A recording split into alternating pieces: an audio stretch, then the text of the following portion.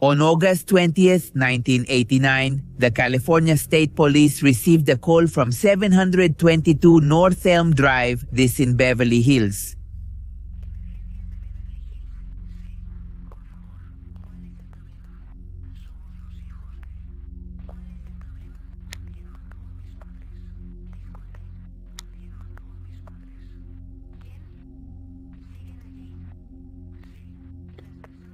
What did they do?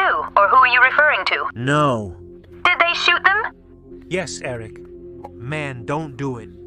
Erik, stay there. The person is still there. I don't believe it. What happened? I don't know. Who shot who? He wasn't here. I just got home. He got home and found who shot. Mom and Dad, do you know if the people who shot them are still inside the house? Erik. Stay away from them. It's okay, wait, let me talk to Erik. He's hysterical. Who is the person who got shot? My mom and my dad. It's okay, wait a moment. We are on the way with an ambulance, okay? I have to go. This conversation would be just the beginning of one of the biggest media circuses in the history of the United States, or at least as far as crime is concerned. The case not only caused a stir because of the way the victims had been murdered, but also because of who had pulled the trigger. Jose Menendez's parents sent him to the United States in the year 1960, when he was just 16 years old. They thought he could have more opportunities there than in his native Cuba, and they were not wrong. In a short time, he got a job as an accountant in New York. He climbed the ladder until he managed to create his own record label, RCA Records. This became one of the most famous in the history of music. In 1963, he married Mary Louise Anderson, nicknamed Kitty, and on January 10, 1968, their first son, Joseph Lyle Menendez, was born. By that time, the couple already enjoyed a very good economic position. Their second son, Erik Garland Menendez, arrived on November 27, 1970. By then, the family was residing in a massive and extremely luxurious mansion in Princeton, New Jersey. The two boys were educated at the Princeton Day School, a highly prestigious institution. Everything indicated that both could become great professionals one day and amass a fortune equal to or greater than their father's. In 1986, Jose got a new job at a film distributor called Carolco, so the whole family moved to Los Angeles. Soon after, they moved to the upscale Beverly Hills neighborhood. By that time, Lyle was already attending Princeton University, while Erik was studying at Beverly Hills High School. From the outside, this family's life appeared idyllic. Jose had become a major Hollywood executive, and they all lived in an imposing Mediterranean-style mansion valued at $5 million. And as if that wasn't enough, the house had previously been inhabited by stars like Elton John and Prince. They had luxury cars, private tutors, and vacationed abroad. They really lacked nothing, they had everything, but despite these privileges, Lyle and Erik did not seem satisfied. Their behavior went from bad to worse, to the point where Lyle's was suspended from university for cheating on an exam. Erik, on the other hand, accumulated remnants from minor thefts in the city of Calabasas, where he began to study. In turn, Jose's hopes that his children would have a future as promising as his own were increasingly crumbling, but he thought it was just typical youthful rebellion. What he didn't know was that both boys were harboring a great and intense hatred towards him and his wife. On the 20th of August 1989 at 10 o'clock at night, the shots from a 12-gauge Mossberg shotgun shattered the calm of the exclusive Beverly Hills neighborhood where the Menendez lived. The neighbors heard those thunderous sounds but chose not to call the police. Some because they thought it was fireworks, others because they preferred not to get involved in other people's affairs. But Jose often gambles leaving the alarm system off and the doors open. In fact, weeks before, his Mercedes-Benz 560 had been stolen from the semicircular front entrance of the house. The neighbors seemed to respond to the logic that if the Menendez didn't care about what happened in their home, then they wouldn't either. Then, only at 23:47, almost 2 hours after the thunderous shots, Lyle and Erik picked up the phone to dial 911. The older brother recounted quite scared in quotes that he had returned from the cinema and found his parents lifeless. Someone had taken their lives, leaving them unrecognizable. The agents quickly went to the scene of the crime, at the family mansion at 722 North Elm Drive in Beverly Hills, as I was telling you earlier. Hello, this is the police department. Yes. Very well, I want you to leave the house. Please exit through the main entrance. I have to find my brother. Upon arrival, they saw the horrifying scene. The bodies of Josie and Kiri lay on the floor around a red spill, a Red Sea. Their faces were completely unrecognizable. Jose had received a point-blank shot to the back of the head that caused him everything blew up, an explosion with... Even the brain flew out. Whoever had perpetrated the crime, on the other hand, had done so with quite a bit of cruelty, savagery. Hours later, the detective in charge of the case gave a press conference in which he stated that he had seen many homicides, but never one so brutal.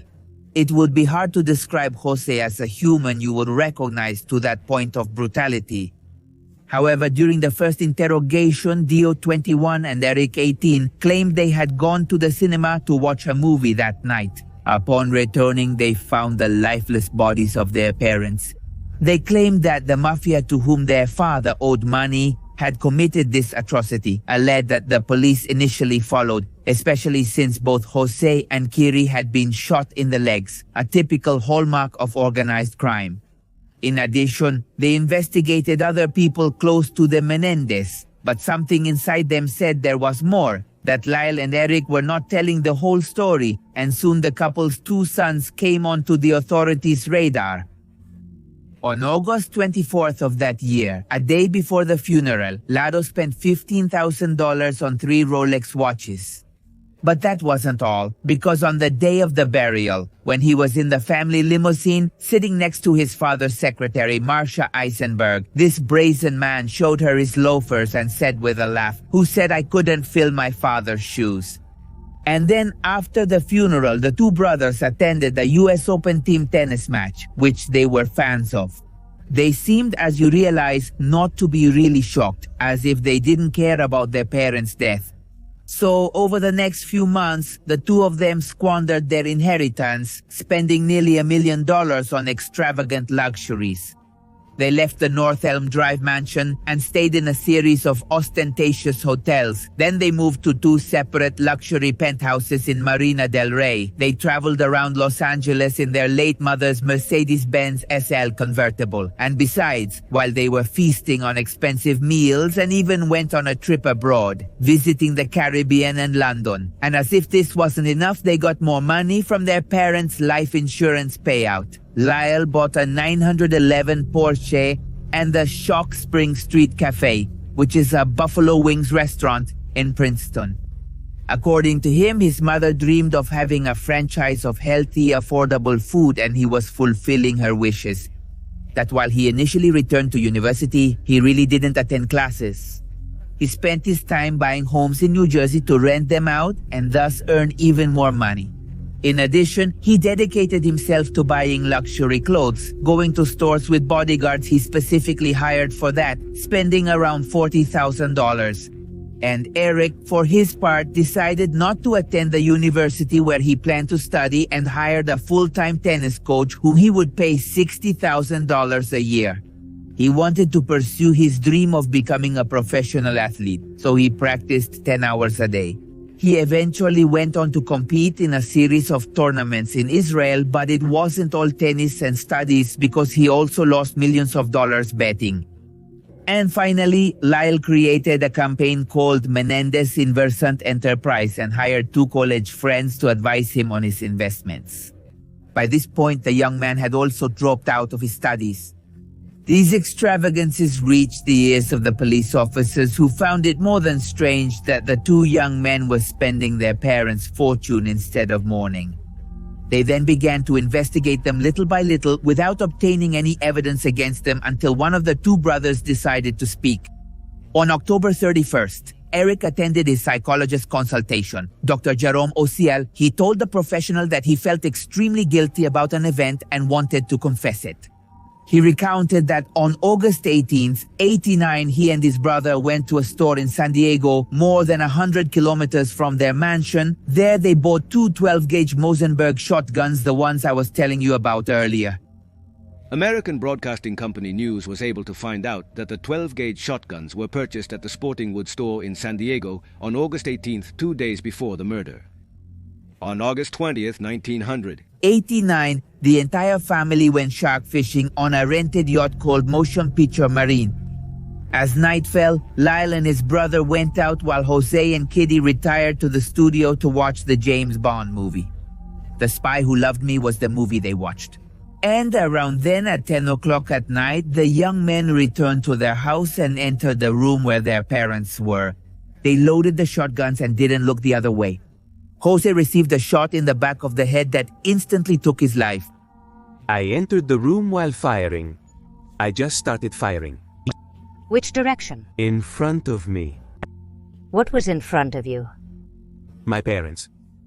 Did you shoot the second figure or the first figure? I don't know. I just walked into the room, started shooting, and I don't know. I didn't think about these things. I didn't think where this is, where that is. I just shot. Kitty, alarmed, Tried to flee down the hallway but was hit in the leg by a shotgun blast. She then slipped in her own blood and fell. While she lay moaning on the floor, she then took multiple hits to the right arm, chest, left hip, and left leg as well. Subsequently, the brothers reloaded their weapons and shot her in the face, leaving her unrecognizable. In total, Jose received 6 bullets and Kiri 10, a true brutality. I remember my dad walking forward and I remember shooting him directly. What happened when the shooting ended? I heard the sounds of my mother. And what was your reaction to that noise? I just ran out of the room. What did you do after recharging? I shot my mother. After taking their parents' lives, the brothers shot him in the knees in an attempt to make the crime look like something related to the mafia. They then left the place, threw their shotguns on Mulholland Drive, and returned home to clean up the blood and change their clothes. They then bought tickets at a local movie theater to see the movie License to Kill, believing that they could use the fact as an alibi. Only at 11:47 in the evening did they return home and call the police, feigning surprise and distress at the discovery of their parents' bodies. You were crying. Correct. And you were crying while you were lying. Exactly. We shot a lot many times and you could only hear the glass. The things breaking and the noise of the shots. Smoke came out of the guns. From. There are 2 versions of what happened after Erik's confession. The first says that Dr. Osiel recorded his consultations and that his lover listened to that session. He went straight to the police to tell everything without waiting to talk to him. The next says that Lyle, upon learning that his brother had told the truth about what happened, showed up at the doctor's office and threatened him with death.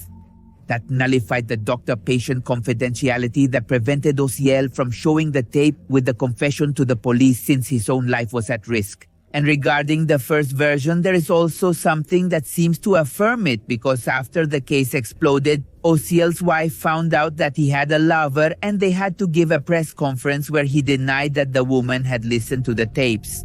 She, on the other hand, claimed that she heard the recordings 4 months before going to the police. But what is known for certain is that by this point, the agents not only had the tapes in their favor, but they could use them to accuse the brothers of parricide. Lyle was finally arrested on March 8, 1990 in Beverly Hills. Erik, who was playing a professional tennis match in Israel, had to immediately return to the country. He was arrested on March 11th of that same year. On December 8 of 1992, a grand jury indicted them on murder charges and thus began the long and highly publicized trial. Today, at approximately 1:20 in the afternoon, Beverly Hills police detectives arrested 22-year-old Joseph Lyle Menendez for the murders of his mother and father in August. He surrendered peacefully and was arrested without incident. His 19-year-old brother, Erik Menendez, is also being sought for the same crime, but all indications are that he is out of the country. After much back and forth in which the brothers' defense tried to prevent the tapes from being used in the trial, it began in 1993. By that time, the case had reached all television programs and citizens were completely aware of everything that was happening in relation to it, even if they were making jokes on some comedy shows. The situation escalated to the point where the American network KOI TV managed to broadcast the trial live and direct. Now, when he returned home, what did he do? I entered the room where my parents were. Could you go back a bit? Why did he do it? I don't know. I just couldn't stop myself. I was drawn to the room. Actually, I didn't want to go in, but I couldn't not do it. And when you went in, how did it affect you, if it did affect you? I just started crying a lot more. At some point I started screaming. It was horrible and I couldn't stand what I was seeing. Do you remember hearing the tape of the 911 call that was played? Yes. Were you in the same room with your brother while he was calling the police? No. Were you on the same floor of the house? No. Where were you when your brother was calling the police? I think I was in the living room. That is, I don't exactly know at what moment he was on the phone with the police. I assume it was when he went up the stairs. But after that, I went back to the living room. Had you been in the living room and he came to find you? Yes. Did he take you out of there? Yes. Did he go upstairs? Yes. And did you go back inside? When he went up the stairs, what did you do? I went back to the living room. And you don't know why? Were the lights still on? Yes. And when were they turned on? When we were picking up the shells. Did you call the police? I called the police. Was that the 911 recording that was played here in court? Yes. And on that tape, you're crying? Yes. Was that real? Yes. Why was she crying? Why? What was troubling her? Just the shock, not believing this was happening to me and that my parents were dead and being about to call the police. Alone, it's very hard to describe. That weekend and the stress, fear and nervousness and the collapse of feelings, I felt very marginalized at all times. The closer what ended up happening came, and by then I was very sensitive. And crying just for the sake of crying. I don't know. Collapsing. Everything seems to point to the brothers being condemned not only for the horrific act, but also for the coldness with which they called the police and feigned pain over the discovery. However, Leslie Abramson, the defense attorney, recounted something that left everyone present agape and that caused the case to take a 180-degree turn. The only question in this case is, why did this crime occur? There's no doubt about who killed Jose and Marie Luis Menendez. Why were they murdered? That will be the focus of our evidence. She argued that the brothers had acted driven by a childhood of physical, psychological, and sexual abuse at the hands of their father, an alleged controlling and violent tyrant. Erik Menendez was the abused son of wealthy parents. The origin of this murder was a life of abuse. He even added that it was an act of self-defense, as months before the crime, Lyle and Erik had confronted Jose. They had told him that if the beatings and rapes did not stop, they would make the situation public and ruin his reputation forever. After this, the father had threatened to take their lives. By the way, the first to speak out about the abuses was Erik. That you and your brother end up shooting your parents. Me telling Lyle that. You telling Lyle that? Did your father have sexual contact with you? We were in the bathroom and I had to do it. He used objects. What kind of objects? Toothbrushes and shaving utensils. Did he try to treat you with something else? He did. Were you scared? Did you ask him not to do it? Yes. How did you ask him not to do it? I simply told him that. And also, the defense had a testimony about the facts. Andy Cano, cousin of the brothers, affirmed that Erik told him about the abuses he suffered from his father when he was only 12 years old. He told me that his father was massaging his... But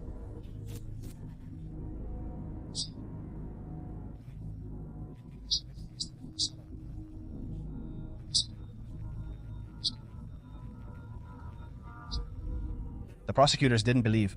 this version and portrayed Lyle and Erik as two privileged, narcissistic, and spoiled young men who took their parents' lives out of greed and debauchery. They had done it in a cold and premeditated way, as they bought the weapons days before and even went to the movies to have an alibi. The motive for committing the parricide was to inherit their parents' estate, estimated at $14 million. They also indicated that Andy's testimony lacked credibility. He presented himself as very distressed to the police when they arrived, right? No, that's why I went there. Because we were crying, I was distressed. That is, by the time I could talk to the officer a little later, I was no longer crying. And I wasn't trying to pretend. I wasn't trying to put on a performance or anything like that. I just felt what I felt. He wanted to have his way, didn't he? We really weren't thinking in those terms. We weren't thinking. Basically, we were thinking that we had shot our parents. That this was horrible, and that we simply couldn't tell that to the police, and that I didn't want to have to tell them why and explain everything about my family. And neither of us wanted to. We felt firm about it. We knew they could discover it quite easily. We didn't know anything about how they investigate these things and that maybe they would discover it instantly. But until they did, we didn't want to give out information. During that first instance, the jury couldn't come to any conclusion, as some believed in the brothers' confession about the abuses, while others supported the prosecution's theory about the inheritance. Moreover, being broadcast live, the new revelation about the motive polarized public opinion, putting much more pressure on the authorities, and shortly after, the Los Angeles District Attorney Gil Garcetti announced that a second trial would be held immediately, but less media-focused. Thus, public opinion remained very divided regarding the guilt of the accused, and this should not affect the decision of the next jury. To achieve this, Judge Stanley Weisberg refused to allow cameras into the courtroom. But the testimonies of Lyle, Erik, his cousin, and his friend were not enough to prove that the brothers had acted in self-defense. The judge eliminated the possibility of ruling manslaughter based on the alleged abuses, which forced the jury to decide between only two options. On one hand, they could convict the defendants of murder. On the other hand, they could declare them innocent and set them free. But the reality is that the jury did not take into consideration the abuse complaint exposed by the defense. They had already decided that they had to be convicted. And although they did reject the capital punishment, because neither of the brothers had criminal records that involved the use of violence, as I tell you, the rest could not be moved. Thus, on April 17, 1996, the brothers were found guilty of first-degree murder, sentenced to life imprisonment without the possibility of parole. They requested to be transferred to the same jail, but having conspired to commit the crime, it was considered that they could plan to escape together. Finally, their request was denied, and the brothers spent the following years of their life without seeing each other again. We will spend the rest of our life in prison. They didn't put us in the same prison. There's a high chance I'll never see him again, and that would be something very, very hard to live with. But they weren't completely alone, as is often the case with famous murderers. They had dozens of admirers. In January of 1997, Lyle married Anna Erickson, a former model with whom he had been corresponding. Months later, they separated because she discovered that Lyle was writing letters to another woman. And that same year, Erik got married through a telephone ceremony in Folsom State Prison to Rutami Sakoman, while in the meantime, the brothers' defense continued to appeal their sentence as they wished. And then on February 27, 1998, the California Court of Appeals upheld the murder convictions. And on May 28th of that same year, the California Supreme Court voted in favor of maintaining the murder convictions and the sentence of life imprisonment without the possibility of parole. In June of 1999, Erik got married again to Tammy in a jail waiting room, which, by the way, their wedding cake was a cupcake, and according to her, it was a wonderful night until they had to say goodbye.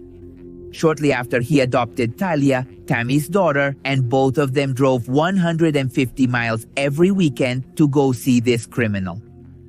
In November of 2003, Lyle got married again, but this time to Rebecca Sneed, a lawyer and magazine editor, in a ceremony in the visiting area of the maximum security prison, Mill Creek State Prison, which during that same time also came to light the testimony of Carey's psychiatrist. The man reported that the woman was extremely nervous in the months leading up to the murder, even blocking her bedroom door at night and keeping a rifle in her closet, fearing that her children could be sociopaths. In an interview in the year 2017 with the American network American Broadcasting Company News, Lyle spoke about his relationship with his mother. He said he loved her and still cried for her, but he had not forgiven her. Forgiven. He resented that the woman had not wanted to take action regarding the sexual abuse that his father perpetuated against him and his brother. If he could become aware and turn back time, he would have gone to the police and risked exposing what was happening. Regarding Erik, he said that the bond between them was really strong and that they were also united by the common experience of abuse. He also took the opportunity to clarify how he had felt when he found out that his brother had told his psychiatrist the whole truth, and to clarify that he had never resented him for what had happened. I wish he had just talked to me. You know, spend more time going to the priest and not have ended up in the hands of his therapist. Although the brothers were forbidden to speak on the phone, they communicated through other family members, and with letters they even played chess by sending their moves in writing. But that wasn't enough, and they wanted to be together again. So Erik requested 6 times to be transferred from the jail in Northern California to the penitentiary where his brother Lyle was in the south of the state. Only in 2018, the brothers managed to be transferred together to the same penitentiary in San Diego, that even though they didn't share their cell, they were allowed to meet and... I ended up breaking into tears. It was a quiet and emotional moment, almost unexpectedly. So I think for myself, I thought I would just be insensitive. It was simply something I wasn't sure would ever happen. It was simply an extraordinary moment. But the case didn't end with the brothers finally reunited, because in 2023, 24 years after the double homicide, a new statement brought it back into the media. Roy Rosello, former member of the Puerto Rican band Menudo, accused his manager, Edgardo and Jose Menendez, of intimately abusing him between 83 and 84. At that time, he was 14 years old, and the group was under contract with RCA Records, where Jose was a senior executive. He regularly visited the Menendez residence, and there occurred in situations that were more than worrying.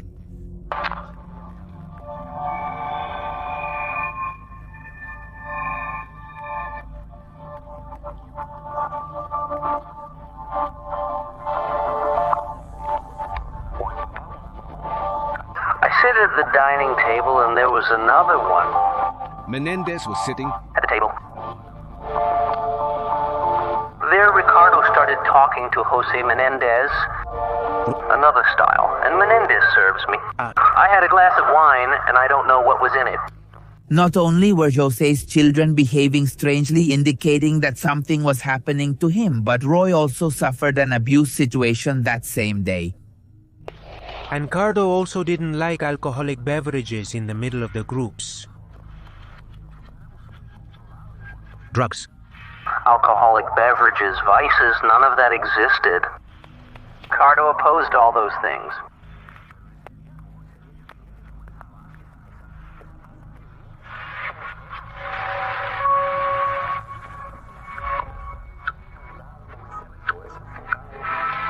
I felt someone carrying me, and that person was Jose Menendez, who was carrying me and taking me to his room. But I couldn't move, I couldn't react, I don't know what he put in my drink. It was clear that the abuse had not only been real but also premeditated. It seemed that this was something usual for Jose. Roy also expressed his guilt for not speaking during Lyle and Erik's judicial process, as he could have contributed important data to the investigation. When they killed their father, I was in Brazil, and I knew that was inside me. A black box was keeping that inside me, that at some point I knew I was going to explode, and I was going to bring it out, but at that moment I was not prepared either psychologically or mentally. I was not prepared, and I am very sorry, because who knows, with my testimony at that time, they would not have gone through what they are going through today. To Rosello's testimony was added a new letter that a relative of the Menendez discovered while reviewing an old deposit. It was written by Erik to his cousin Andy Cano in December of '88, 8 months before the crime. In that message, Erik confessed, "I've been trying to avoid Dad. It's still happening, Andy, but now it's worse for me. Every night I stay up thinking he could come into my room. I'm scared. He's crazy. He's warned me 100 times not to tell anyone, especially Lyle." While Andy died in 2003 due to an unintentional overdose, the letter could still be used as evidence, both Rosello's statement and that written by Erik that led lawyer Cliff Garner to file a habeas corpus appeal in May 2023. He requested that the convictions be annulled, considering that these new pieces of evidence were solid and relevant enough to reopen the case. Garner asserted that, had this evidence been considered, the Menendez should have been convicted of manslaughter instead of premeditated murder, resulting in a lighter sentence. As of the making of this video, Lyle and Erik continue to serve their respective sentences in prison. Although they admit to pulling the trigger, they maintain that they acted out of fear and in self-defense, after enduring a life of physical, emotional, and sexual abuse at the hands of their father. Garner awaits the crucial ruling of a judge that could change the course of this story, which, although it remains unresolved, it will then be up to the Los Angeles County Prosecutor's Office to decide whether the brothers should be retried or not. But due to the new media impact of the case, on September 19th of the year 2024, a miniseries from the Monster Anthology will premiere on Netflix, where the famous story of the brothers will be addressed. The title is Monsters Dalai Lama in Erik Menendez story, and it will join the long list of films about the parricide. Remember that on this Pepe Misterio channel, videos are uploaded on Tuesday, Thursday, and Saturday. And on Pepe Misterio Monday, which is the interview, Wednesday, Friday, and Sunday.